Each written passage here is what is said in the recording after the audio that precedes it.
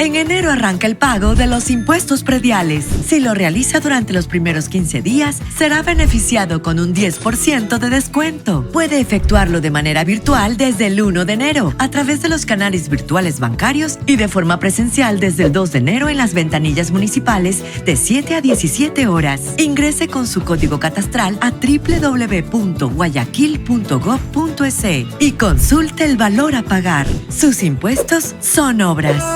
Alcaldía Ciudadana de Guayaquil. Guayaquil vuelve a los guayaquileños. De comunicación que lo entrevistamos hace ya más de un año y pico, y él sabe del tema. ¿Por qué sabe del tema? Porque trabajó en la alcaldía de Medellín durante 7 años, quizás en la época más violenta de la historia de esa ciudad. Y él es Jorge Melguizo, colombiano, como ustedes ya habrán podido entender. Jorge, buenos días y gracias nuevamente por estar con nosotros a los tiempos. Pues Guillermo, muy buenos días para ustedes, para Priscila, para Carlos, para Ronald, para todo el equipo y para toda la gente de Ecuador, con un abrazo solidario desde Medellín, una ciudad que comprende muy bien los horrores y dolores que ustedes están viviendo. Por eso te llamamos hoy, Jorge. Jorge, la última vez que estuviste aquí se me quedaron grabadas unas palabras, y es las bibliotecas, los parques, el deporte ayudan mucho. Pero ¿qué hacer en este momento? Porque ya no tenemos tiempo. Sí, hay que pensar en un futuro, pero al día de hoy, ¿qué debe hacer Ecuador? ¿Qué debe hacer Guayaquil? Te doy 2 respuestas, Guillermo. Una con una de esas frases que le adjudican a Churchill. Yo no sé a qué horas escribía o pensaba Winston Churchill tantas frases y quién se las recogía en tiempos en los que no había Twitter. Yo no he leído nada de Winston Churchill, pero la repito como loro. Dicen que él un día le dijo a su jardinero, hombre, anda a sembrarme este arbolito, por favor. Y el jardinero le dijo, hombre, don Winston, ese arbolito se demora 100 años en crecer. Ah, no jodas, hombre, 100 años. Entonces anda a sembrarlo ya, que no hay tiempo que perder. Ok, me queda clarísimo. Esa es la primera respuesta, Guillermo. Es decir, para las soluciones estructurales, hoy es tarde. Para la construcción del Estado de Derecho y del Estado del Bienestar, hoy es tarde. Lo que no se haga hoy, pagaremos las consecuencias dentro de 15 años o dentro de 20 años. Hace un año, año y medio, cuando hablamos la primera vez, creo que les dije esto. Hoy Medellín tiene una disminución del 97% de sus violencias homicidas, de sus muertes violentas, después de ser durante 20 años, la ciudad del mundo con mayor número de muertes violentas. Tenemos hoy el 3% de lo que tuvimos hace 30 años. Resultado, por supuesto, en muy buena parte de lo que hace 30 años decidimos empezar a hacer y que empezamos a ver los resultados al año siguiente, en el 92, cuando empezaron a bajar los índices y que hemos visto durante 30 años descender esos índices. Pero es que hace 15 años teníamos la mitad de los homicidios que tuvimos en el 91. Es decir, hoy hemos bajado en los últimos 15 años de una manera acelerada hasta un punto en el que estamos hoy, que seguimos teniendo violencias, pero que tenemos un 3% de lo que tuvimos en esa época. Gracias a que durante 30 años hemos invertido mucho en la construcción de un Estado de Derecho, de oportunidades para los niños y jóvenes en los barrios de mayores pobrezas y violencias, para construir ese Estado del bienestar que parece que es risible para mucha gente. Primera respuesta. Pero segundo, hoy, le voy a decir, le empiezo por lo que no creo que sirva mucho. No sirve mucho sacar tanques de guerra a la calle, eso no sirve mucho. No se combate una mosca con una caña de pescar o un pescado con un matamoscas. Esto no es de tanques de guerra. Eso no sirve. Los tanques de guerra están hechos para otro tipo de combates. Los estamos viendo en las guerras de Israel contra Gaza, en el aniquilamiento de los palestinos. Lo estamos viendo en Rusia contra los ucranianos. Pero no sirve mucho sacar un tanque de guerra. Gane el aplauso inmediato de la gente, sí, son medidas efectistas, inmediatas, la gente se siente más segura en medio de este caos y de este horror y dolor que están viviendo, se siente más segura viendo un tanque de guerra, pero no sirve para nada, además porque no lo van a poder tener ahí, ni en cada calle, un tanque de guerra por sécula secular.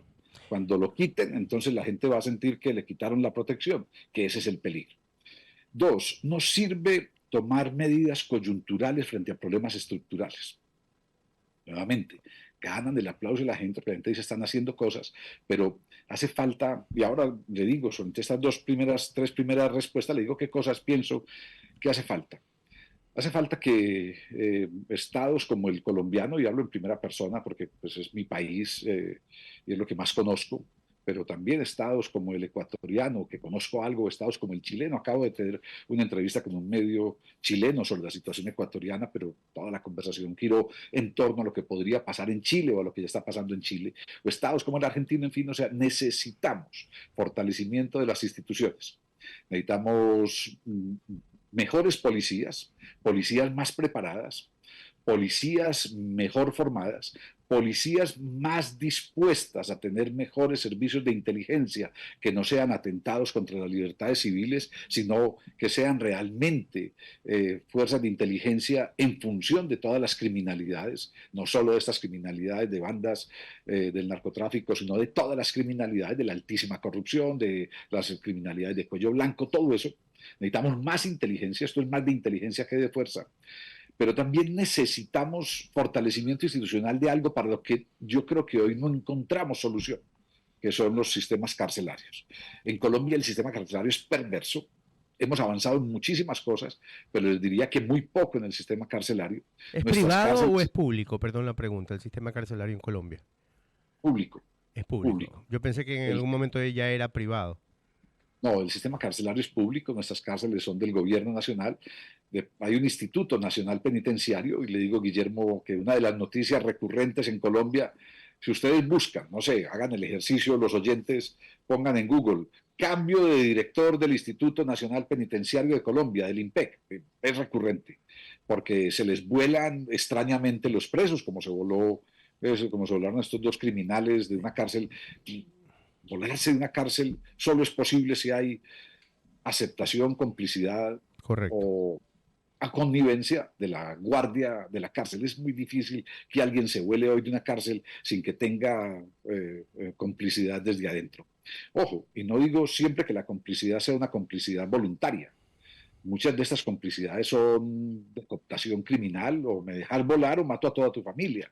Eso es también una situación gravísima, o situaciones tan duras como las que vimos de estos delincuentes en una de las cárceles asesinando a uno de los guardias. Entonces, pero hay que reformar el sistema penitenciario. Pero la reforma del sistema penitenciario, y no sé, me adelanto a alguna de las preguntas y lo dejo ahí en puntos suspensivos, no puede pasar por lo que uno ve en comentarios en redes sociales en Ecuador.